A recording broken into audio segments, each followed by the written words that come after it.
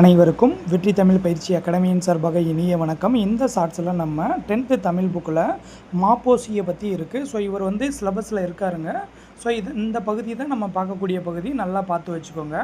பாருங்கள், மாப்போசி அப்படின்னா மாப்போ சிவஞானம் அப்படின்னு சொல்லுவோம். இவருடைய தன் வரலாற்று நூல் எதுன்னு கேட்பாங்க.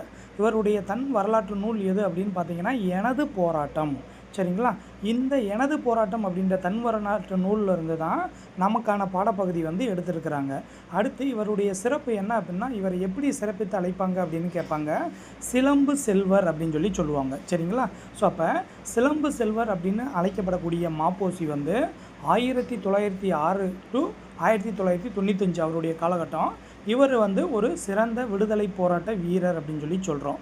சரிங்களா? இவர் சட்ட மேலவையில் தான் பதவி வகிச்சிருந்தார். பாருங்கள், 1952லேருந்து 1954 வரைக்கும் சட்ட மேலவை உறுப்பினராக இருந்தார்.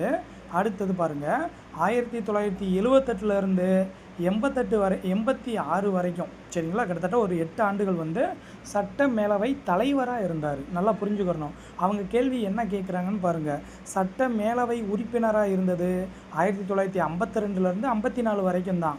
இதே இது மேலவையோட தலைவராக இருந்தது பார்த்தீங்க அப்படின்னா 78லேருந்து 1986 வரைக்குங்க. சரிங்களா? அடுத்த கேள்வி என்ன அப்படின்னா, தமிழரசு கழகத்தை தொடங்கியவர் யாருன்னு கேட்பாங்க. இதுவும் ஆல்ரெடி, அதாவது இவருடைய குறிப்புகளில் எல்லாமே கேள்வியாக கேட்டுட்டாங்க. சரிங்களா? ஆனால் இதைத்தான் ரிப்பீட் பண்ணிக்கிட்டே இருக்காங்க. தமிழரசு கழகத்தை தொடங்கியவர் யார் அப்படின்னா மாப்போசி தான்.